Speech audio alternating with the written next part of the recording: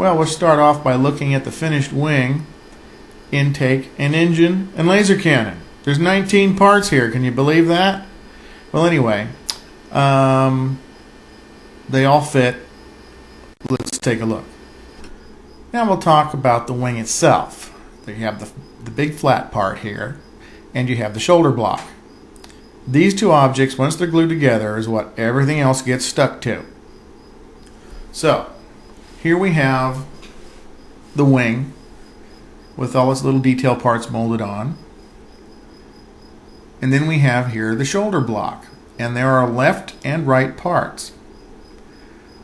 The critical alignment is that the shoulder block fit against that stop on top of the wing, and that both pieces be aligned so that the front edges are dead even. You can apply thin super glue to the joint between the two parts, and everything will be held very securely. When we cast the wings, we cap the molds so that the ends are cast very, very smooth, but sometimes there's a little bit of stuff that creeps underneath and it creates flash along the edge. You can sand this off with a file very, very easily. It cleans up very nicely, and that's about all you have to do to the wing. I just want to take a second here and show you how the wing fits into the notch in the shoulder block. This is the point where it's important that these two pieces be dead flush. Here you see the stop that's molded into the wing and how it fits against the shoulder block. If there's a gap here, it's because the end of the wing needs to be sanded ever so slightly. As you can see here, it fits much better when the wing has been shortened just a hair so that it fits properly in the notch at the front of the block. Most kits have separate shoulder blocks and wings. However, some kits have a newer part. This is where both parts are molded together as one piece. This won't affect construction. This was just an improvement I made when it came time to make new molds. There are three pieces for the intakes: the upper intake, the intake base, and the lower intake. What we're going to do is we're going to take the intake base and show you how this assembly fits onto the wing. The intake base registers against two places on the shoulder block. The first is the anti-skid plating along the side here, and then there's this little detail on the back that it mates to. The intake and the intake base fit together rather easily. One just fits inside the other. The only thing you need to watch out for is that the intake base should be aligned at the rear of the intake so that the two pieces are flush. And you can run thin super glue in here once they're together, and it'll hold together just fine. The assembled intake fits just the way the intake base itself did earlier. However, you can see here how the intake overlaps that little detail on the shoulder block and is butted against that area right there. So the only other thing that you should watch out for is to make sure that this notch here is cleaned out very, very nicely so that the part fits nice and snug. There's the possibility of a slight misfit here where the intake will butt against the detail on the shoulder block back in the corner where the intake base is supposed to register. Just file the little detail plate down a hair until the intake fits smoothly over the top, and you won't have that gap you can see right there.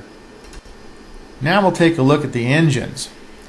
The engines are just two pieces. There's the main body, and then there's the engine nozzle, which is a separate piece. And these are designed to fit together without glue so you can put lights inside. Here you can see after it's been painted, it fits together rather nicely and looks pretty good. Now, the mounting bracket is molded right directly onto the engine, and you can see it sitting there on the wing. This is where you glue the engine to the wing. This little peg here fits inside the engine intake. That hole needs to be opened up with a knife prior to assembly. The intake should be glued into place first, and then the engine put on afterward. You simply apply a little glue to the bracket and then stick the peg in the back of the intake, and then leave the parts alone and let the glue set. It's important to be aware that it's possible to get the engine out of alignment with the intake. You just need to be observant and make sure that the engine is lined up properly.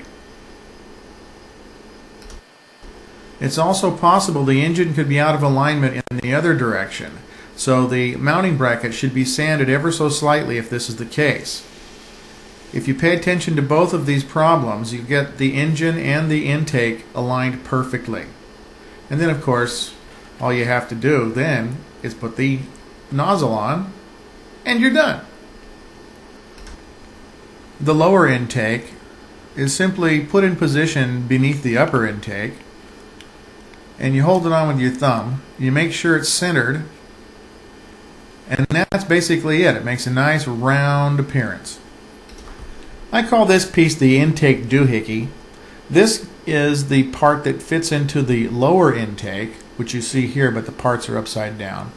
I'm trying to apply a drop of glue at the tip of an X-Acto knife, but it's not cooperating. But anyway, once I got it done, here you can see the part is in place, nicely centered, and the intake itself is now finished. The rest of the wing detail goes on the front and back of the wing, next to the intake on the front, and as you'll see in a minute, the other pieces go on the back. You simply hold the piece in place and run a drop of glue over it with an X-Acto knife, and the capillary action draws it in.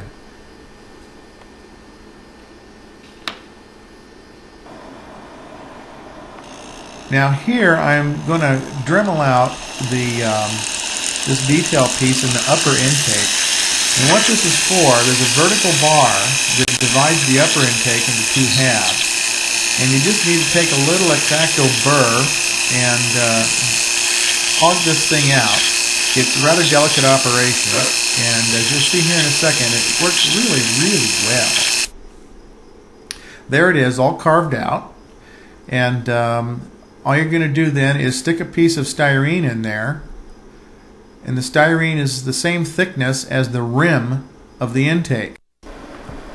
With the bar in place, all you need to do is apply a little drop of glue, and that part's done.